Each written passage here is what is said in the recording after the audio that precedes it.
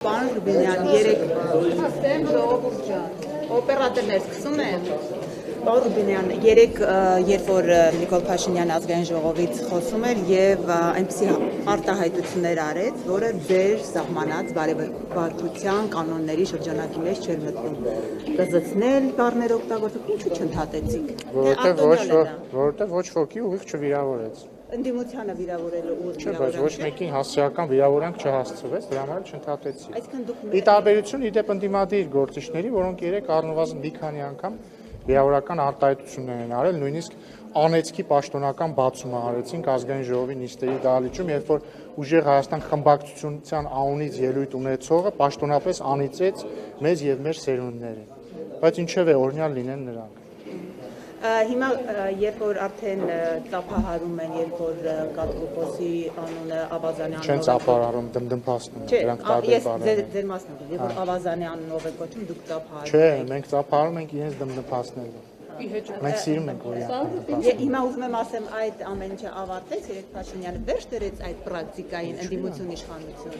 Չգիտեմ, դե առնվազն հա ինչ որ մի հատվածում սկսվեց լրության տակ հնչել այդ անունը, չգիտեմ, չեմ կարծում որ սա ամենակարևորը։ Ձեր բարեվարկության այս կանոնը շարունակվում է ձեր կարծիքով, թե ամեն դեպքում։ Հա իհարկե շարունակվում, չեք զգում։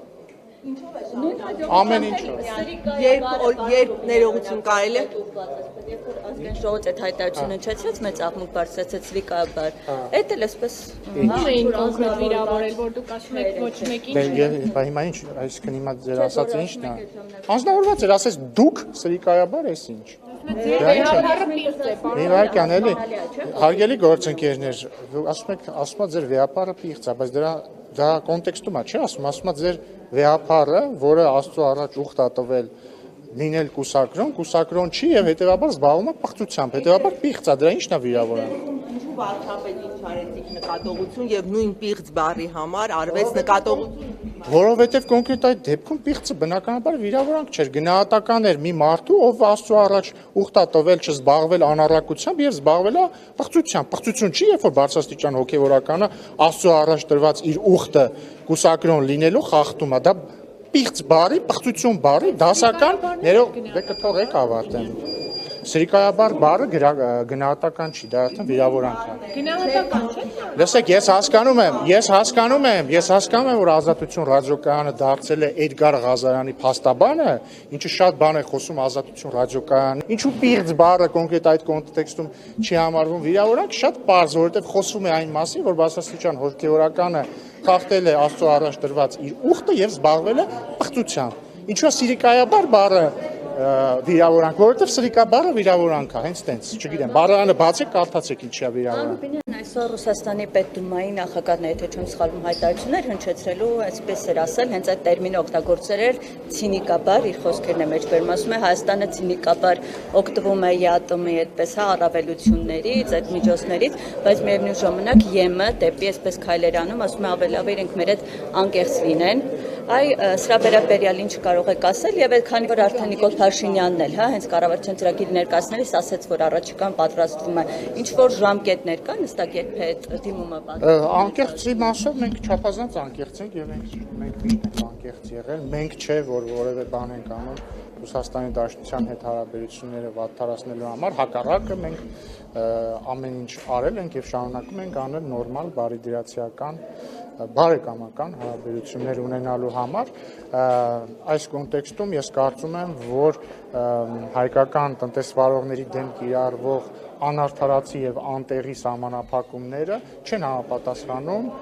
ոչ Հայաստան-Ռուսաստան հարաբերությունների ոգուն, ոչ էլ առավել եւս Եվրասիական տնտեսական միության կանոններին, որովհետեւ ես ուզում եմ հիշեցնել, որ Եվրասիական տնտեսական միության գոյության ամբողջ իմաստը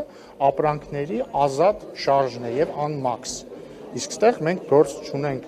ազատության հետ առնվազն դե ֆակտո։ Ինչ վերաբերում է Եվրամիության անդամակցության կամ տեխնացու դառնալու դիմումին,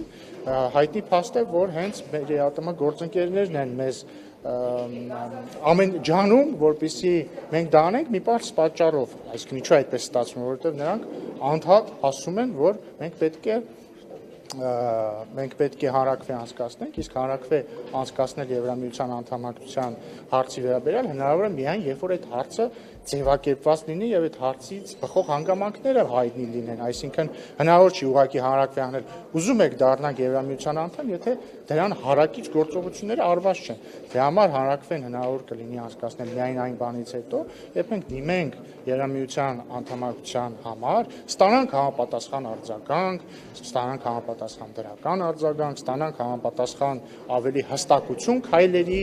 ժամանակային շրջանակների վերաբերյալ, այդ ժամանակ հնարավոր կլինի իրականացնել հանրակրվե։ Եթե դուք ուշադիր եք, ես այդ հարցին պատասխանեցի։ Հավքի վերաբերյալ պարոն Ռուբինյան, վարչապետ Նիկոլ Փաշինյանը հայտարարեց, որ ուրախ կլինեն, որ ժամկետը ինչքան թե